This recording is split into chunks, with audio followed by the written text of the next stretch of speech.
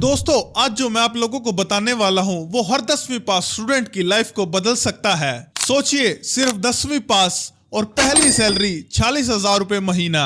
RBI में सरकारी नौकरी, वो भी बिना इंटरव्यू, बिना फिजिकल टेस्ट, सिर्फ एक ऑनलाइन एग्जाम।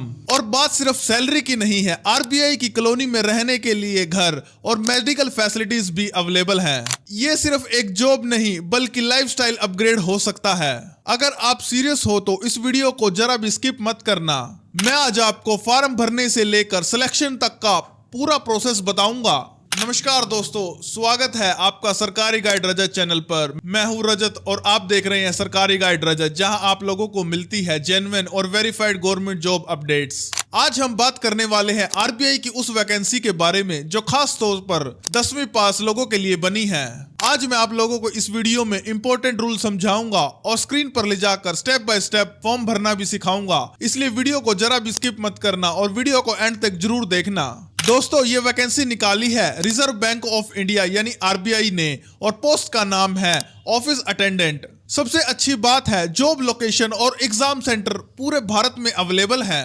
दोस्तों, डेट नोट कर लीजिए, एप्लीकेशन स्टार्ट हो चुके हैं 15 जनवरी 2026 से और लास्ट डेट है 4 फरवरी 2026 और एग्जाम डेट 28 फरवरी से 1 मार्च के बीच में हो सकती है। मेरी सलाह मानिए, लास्ट डेट का बिल्कुल भी वेट मत कीजिए क्योंकि लास्ट डेट पर हमेशा सर्वर बिजी रहता है, इसलिए आप आज या कल में इस फॉर्म को जल्द से जल्द भर दीजिए। अब सबसे इंपॉर्टेंट पार्ट, एलिजिबिलिटी। यहाँ बहुत सारे लोग गलती करते हैं, इसलिए ध्यान से सुनिए। क्वालिफिकेशन सिर्फ 10th पास है और आरबीआई का एक बहुत सख्त नियम है, graduate is not eligible for this post. जी हाँ, अगर आपने ग्रेजुएशन, बीए, बीएससी या बीटेक किया हुआ है तो आप इस फॉर्म को नहीं भर सकते। नोटिफिकेशन में साफ लिखा हुआ है कि ज्यादा पढ़े लिखे लोग इस पोस्ट के लिए एलिजिबल नहीं हैं, इसलिए प्लीज आप अपनी डिग्री छुपाकर इस जॉब को पाने के लिए रिस्क मत लेना, क्योंकि अगर डॉक्यूमेंट वेरिफिकेशन में पकड़े गए तो लीगल एक्शन भी हो सकता है और जॉब से तो आप जाएंगे ही, क्योंकि ये मौका सिर्फ 10वीं और 12वीं पास भाइयों और बहनों के लिए है और आपकी एलिजिबिलिटी 1 जनवरी 2026 के हिसाब से चेक होगी। अब बात करते हैं मोटिवेशन की यानी सैलरी की। आपकी इनिशियल सैलरी लगभग 40,000 रुपए महीने के आसपास बनती है, सारे अलाउंसेस मिलाकर। आरबीआई की सबसे बड़ी खासियत है वो अपने गवर्नमेंट एम्प्लॉइज को क्वार्टर्स जरूर प्रोवाइड करती है।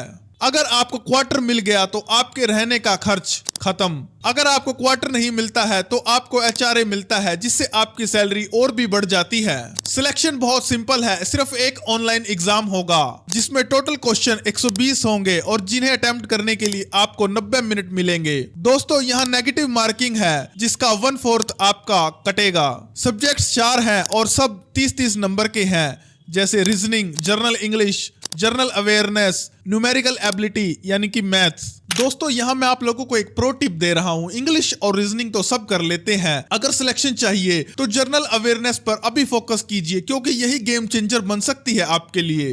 दोस्तों, एग्जाम क्लियर करने के बाद आपका एलपीटी होगा यानी कि लैंग्वेज प्रोफिशिएंसी टेस्ट। इसमें यह चेक किया जाएगा कि आप उस राज्य की भाषा बोल, लिख और पढ़ सकते हैं या नहीं। फॉर्म भरते वक्त वही स्टेट चुनना है जिसकी लोकल लैंग्वेज आपको आती हो। ज्यादा वैकेंसी देखकर किसी दूसरे राज्य जैसे महाराष्ट्र या बंगाल से फॉर्म मत भरना। अगर एलपीटी में फेल हुए तो मार्क्स कितने भी अच्छे हों, जॉब नहीं मिलेगी। दोस्तों, अब एज लिमिट की बात कर लेते हैं। जर्नल के लिए 18 से 25 साल की उम्र होनी चाहिए।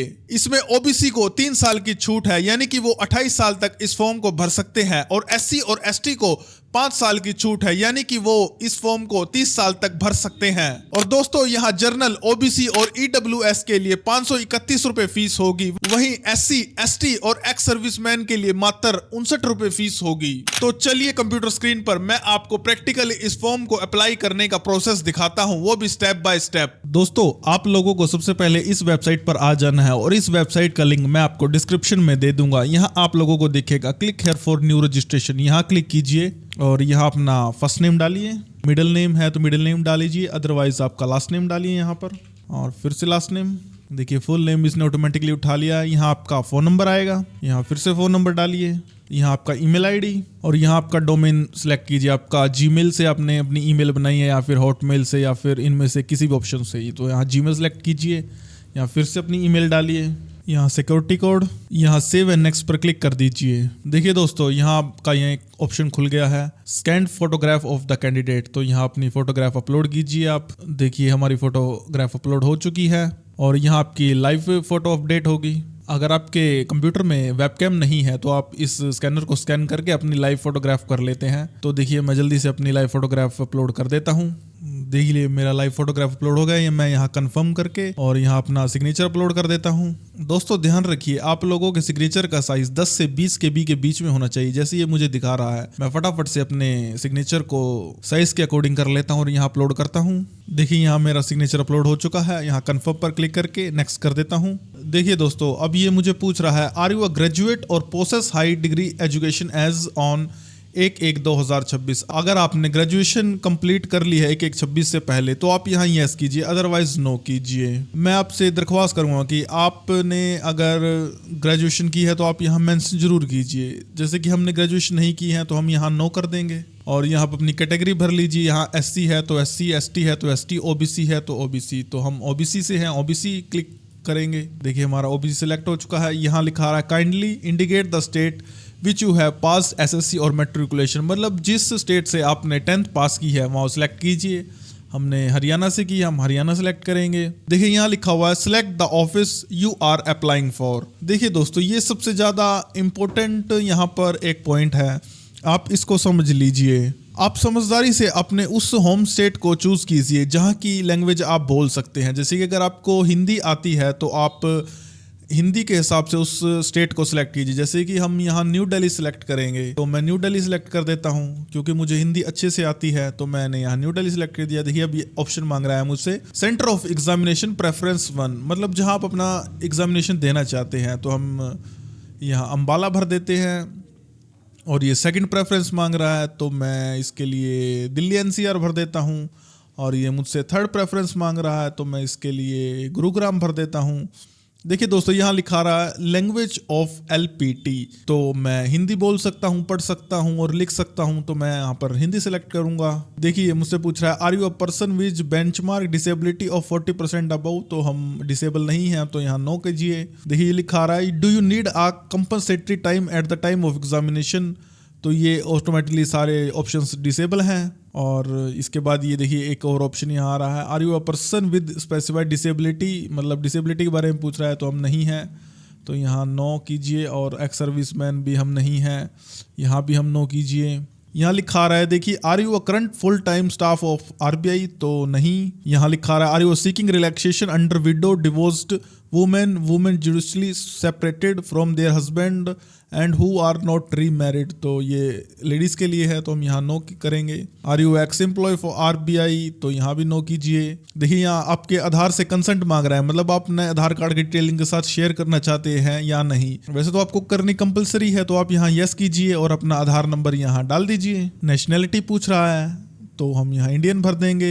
आप देखिए ये लिखा रहा है are you a proficient in language that is known to read write speak and understand the language of any state under following under the recruiting office. तो हम हिंदी को पढ़ सकते हैं, लिख सकते हैं और बोल सकते हैं। तो यहाँ ये सेलेक्ट कीजिए। और देखिए यहाँ लिखा रहा है whether you employed in government services, मतलब ये पूछ रहा है कि आप पहले से कोई भी गवर्नमेंट जॉब में काम तो नहीं कर रहे। तो हम नहीं कर रहे तो हम नो कर देंगे। अब देखिए यहाँ लिखा रहा है religion to which you belong, मतलब हम हिंदू हैं तो यहाँ हिंदू सेलेक्ट करेंगे। अगर आप जैन सिख मुस्लिम हैं तो आप अपने हिसाब से अपना रीजन सेलेक्ट कर लीजिए। देखिए दोस्तों, अब मुझसे ये पर्सनल डिटेल्स मांग रहा है। यहाँ अपनी डेट ऑफ बर्थ डालूंगा मैं। देखिए अब मुझसे ये अपना जेंडर पूछ रहा है, यहाँ जेंडर सेलेक्ट किया मैंने। Do you have a twin brother और सिस्टर। तो नो किया मैंने। और मैरिटल स्टेटस आप अपने हिसाब से देख लीजिए। और यहाँ आपका फादर नेम आएगा। देखिए अपना फादर नेम डाल दिया है। यहाँ मदर नेम डालूंगा। यहाँ अपने घर का एड्रेस डालूंगा। और यहाँ आपका डिस्ट्रिक्ट और यहाँ स्टेट सेलेक्ट कीजिए। और यहाँ पर अगर आपका कॉरेस्पोंडेंस एड्रेस और प्रेजेंट एड्रेस सेम है तो आप यहाँ टिक पे क्लिक कर दीजिए। अदरवाइज आप दूसरा एड्रेस डालना चाहते हैं तो यहाँ ये एड्रेस डाल दीजिए। देखिए हमने यहाँ पिन कोड भी डालना है। अब मैं यहाँ टिक कर देता हूँ। देखिए मेरा एड्रेस एज इट इज आ चुका है। देखिए दोस्तों, अभी ये मांग रहा है मुझसे बैंक डिटेल्स। यहाँ देखिए दोस्तों, ये क्या लिखा हुआ है choose the address for GST invoicing. तो मेरा परमानेंट एड्रेस पे आना चाहिए, मतलब दोनों सेम ही है। तो अब ये मुझसे अकाउंट नंबर मांग रहा है तो आप अपनी अकाउंट डिटेल्स यहाँ डाल दीजिए दोस्तों। जैसे कि मैं फटाफट अपने अकाउंट डिटेल डाल देता हूँ यहाँ पर। यहाँ आपके बैंक और ब्रांच का नेम डाल दीजिए। यहाँ किस टाइप का अकाउंट है आपका, सेविंग है, करंट है, यहाँ आपका IFSC कोड आएगा। और देखिए मुझे लास्ट में ये देखिए दिखा रहा है अमाउंट 531 रुपये, मतलब मेरी जो फीस कटेगी वो 531 रुपये की कटेगी। सेव एंड नेक्स्ट पर कर दीजिए।